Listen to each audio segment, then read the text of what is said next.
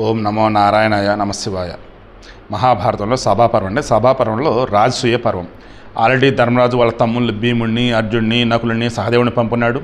సహదేవుడు వచ్చేసి దక్షిణ సైడ్ వెళ్ళాడు, నకులుడు వచ్చేసేమో పశ్చిమ సైడ్ వెళ్ళినాడు, ఉత్తరం సైడ్ వచ్చేసి అర్జునుడు వెళ్ళాడు, తూర్పు సైడ్ వచ్చేసి భీముడు వెళ్ళాడు.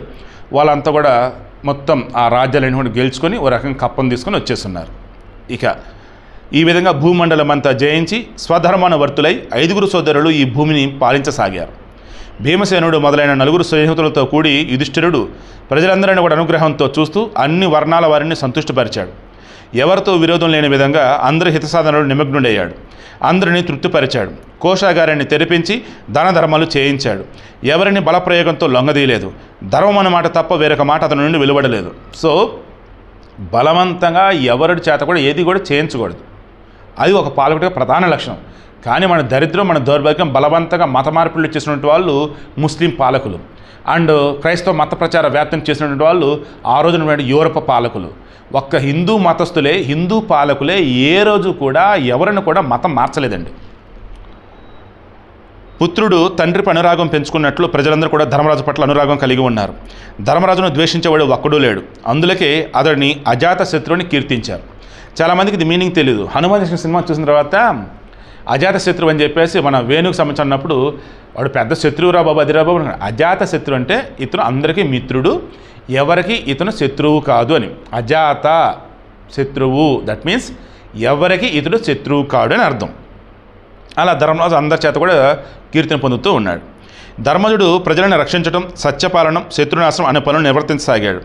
ఈ కార్యాల పట్ల నిశ్చింత కలిగి ప్రజలంతా తమ తమ కర్మల పట్ల ఆసక్తి పెంచుకుని జీవించారు. న్యాయపూర్వకంగా పన్ను గ్రహించడం వలన, ధర్మ ప్రధానంగా పరిపాలించడం వలన మేఘాలు ఇచ్ఛానుసారం వర్షించాయి. ఈ ప్రకారం యుధిష్ఠిరుని జనపదాలన్నీ కూడా ధనధాన్యాలతో సమృద్ధమయ్యాయి. గోరక్షణ, వ్యవసాయం, వ్యాపారం అన్ని పనులు చక్కగా సాగుతున్నాయి. ప్రత్యేకించి రాజ వ్యవస్థచే ఉత్తమంగా సంపన్నమయ్యాయి. చోరుల నుండి, వంచకుల నుండి, రాజ విశ్వాస పాత్రుల నుండి పరస్పరం వ్యర్థమైన మాటలు వినపడటం లేదు. అబద్ధములు ప్రజల మధ్య కూడా లేవు. సో చోరులు ఉంటారు, వంచకులు ఉంటారు, రాజ విశ్వాస పాత్రులు ఉంటారు. ఇలా ఎటు నుంచి ఎటు చూసినా సరే ఎక్కడ కూడా వ్యర్థమైనటువంటి మాటలు వినపడటం లేదు. అబద్ధములు కూడా ప్రజల మధ్య లేవన్నమాట. అంతా చాలా సంతోషంగా ఉన్నారు. నిత్యము ధర్మాసక్తుడైనటువంటి యుధిష్ఠిరుని యొక్క రాజ్యంలో అతివృష్టి, అనావృష్టి, వ్యాధులు, అగ్ని మొదలైన ఉపద్రవాల పేరు కూడా ఎక్కడ వినపడటం లేదు. అంటే సకాలంలో వర్షాలు కురుస్తున్నాయి, సకాలంలో ఎండలు, అంటే అన్నీ కూడా పర్ఫెక్ట్గా ఉంటూ ఉన్నాయి. అతివృష్టి, భయంకరంగా వర్షాలు పడటం లేదు. అనావృష్టి, ఎండలు మొత్తం భయంకరంగా ఉండటం, వర్షాలు లేకుండా అలా లేదు. అండ్ ఒక్కసారిగా అడవులు తగలబడటం లేదు. సో అంటే ప్రకృతి అంతా కూడా మన ధర్మరాజుకి సహకరిస్తూ ఉందన్నమాట. రాజులందరూ స్వభావానుసారం యుధిష్ఠిరునికి కానుకలు ఇవ్వటానికి కానుకలు ఇవ్వటానికి ప్రియం చేయటానికి మాత్రమే వచ్చారు. అన్య కార్యాల కోసం రాలేదు. వేరేది ఏదైనా అడుగుదామని చెప్పేసి ఎవరు రాలా. ఓన్లీ కానుకలు ఇవ్వటానికే వచ్చారు. ధర్మంగా సంపాదించిన ధనాగారం బాగా వృద్ధి చెందింది. 100 సంవత్సరాలు దానం కోసం కోశాగారం తెరిచిన ఆ ధనం తరిగిపోదు. సో 100 సంవత్సరాల పాటు దాన ధర్మాలు చేయి ఎన్నైనా సరే ఆ డబ్బు ధనాగారంలో ఇంకా ఉంటూనే ఉండిద్ది అనమాట. కుంతినందనుడు యుధిష్ఠిరుడు తన అన్న వస్త్రాగారాలని, కోశాగారాన్ని పూర్తిగా తెలుసుకుని యజ్ఞం చేయాలని నిశ్చయించాడు. అతని హితైషులందరూ కూడా వేరువేరుగా అంతా కలిసి యుధిష్ఠిరా, మీరు రాజసూయం చేయడానికి తగిన సమయం ఆసన్నమైంది కావున దానికి కావలసినటువంటి ప్రయత్నం చేయండి అన్నారు. వారందరూ ఇలా విన్నవిస్తుండగానే శ్రీకృష్ణుడు అక్కడికి వచ్చాడు. శ్రీకృష్ణుడు పురాణ పురుషుడు, నారాయణ ఋషి, వేదస్వరూపుడు. విజ్ఞానంలో కూడా ఆయన దర్శనం దుర్లభం. స్థావర జంగమాలన్నింటి కూడా శ్రీకృష్ణుడు ఉత్పత్తి స్థానం, అందరికీ ఆశ్రయం, భూత భవిష్యద్వర్తమానాల శాసకుడు. కేశి అనే రాక్షసుని చంపి కేశవుడయ్యాడు. సో కేశవుడు అని ఎందుకంటే శ్రీకృష్ణుడు అంటే కేసి అనే రాక్షసుని చంపాడు కాబట్టి కేశవుడు అనమాట. కృష్ణుడు వృష్ణి వంశస్థులందరికీ ప్రాకారం వంటివాడు. ఆపదలలో అభయం ఇచ్చేవాడు, శత్రు సంహారకుడు. అతడు తండ్రి వసుదేవుని బలాధిపతిని చేసి ఎన్నో కానుకలు ధర్మరాజుగా తెచ్చాడు. పురుష శ్రేష్ఠుడు శ్రీకృష్ణుడు తన తండ్రి సేవనంతటిని కూడా యుధిష్ఠిరుని పక్షంలో నిలిపి ధనరాశులను కానుకలుగా తెచ్చి సేనతో సహా అక్కడకు సహాయంగా వచ్చాడు. ఆ ధనరాశులకు అంతులేదు. రత్నాల సముద్రం ఉందేమో అనిపిస్తుంది. వాటినిన్నింటిని కూడా గైకొన్న రథాల ధ్వని దిశలన్నింటినీ కూడా మారుమ్రోగిస్తూ కృష్ణుడు ఇంద్రప్రస్థంలో ప్రవేశించాడు. అప్పటికే నిండిన ధనాగారాన్ని శ్రీకృష్ణుడు తన అక్షయ ధనరాశులతో నింపాడు. అతని ఆగమనం పాండవుల శత్రువులకు శోకాన్ని పెంపొందించింది. శ్రీకృష్ణుని రాకతో ఇంద్రప్రస్థమంతా సూర్యోదయమైనప్పుడు పొందే వెలుగు వలె గాలి తన స్థానంలో నిలిచినప్పుడు ఏర్పడే ప్రాణశక్తి వంటి హర్షోల్లాసాలు వెల్లివిరిశాయి. సో అన్నీ పర్ఫెక్ట్గా ఉన్నాయి. శ్రీకృష్ణుడు వస్తున్నప్పుడు ఇక ఆల్మోస్ట్ దేవదేవుడు వస్తున్న ఫీలింగ్తో అన్నీ ఉన్నాయి. ఇక రాజు యుధిష్ఠిరుడు మిక్కిలి ప్రసన్నుడై అతనిని కలిశాడు. శాస్త్ర మర్యాదతో స్వాగత సత్కారాలు చేసి కుశలం అడిగాడు. సుఖాసీనుడే పిమ్మట శ్రీకృష్ణ వద్దకు ధౌమ్యుడు ఎవరు? పాండవుల యొక్క పురోహితుడు అన్నట్టు అనుకోవచ్చు. సో ద్వైపాయనుడు అంటే కృష్ణ ద్వైపాయనుడు, వ్యాస భగవానుడు మొదలైన ఋషులతో తన నలుగురు సోదరులతో ధర్మరాజు కలిసి వచ్చి ఇలా అన్నాడు: మీ దయ వలన మీ సేవ కొరకు భూమండలం అంతా ఇప్పుడు నా అధీనంలోకి వచ్చింది. శ్రీకృష్ణ, మీ అనుగ్రహంతో అనేక ధనరాశులు నన్ను చేరే. దేవకి నందన, ఈ ధనాన్ని అంతటిని కూడా బ్రాహ్మణులకు అగ్నికి సమర్పించాలని అనుకుంటున్నాను. అందుకోసం దశర్హ, నేనిప్పుడు నీతోనూ సోదరులతోనూ యజ్ఞం చేయ నిశ్చయించాను.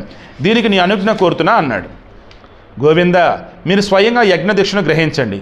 మీరు యజ్ఞం చేస్తే నేను పాపరహితుడిని అవుతాను, లేదా నా ఈ సోదరులతో కలిసి యజ్ఞం చేయడానికి నాకు అనుమతి ఇవ్వండి. శ్రీకృష్ణ, నీచే అనుజ్ఞను పొంది ఉత్తమ యజ్ఞ దీక్షను గ్రహిస్తాను.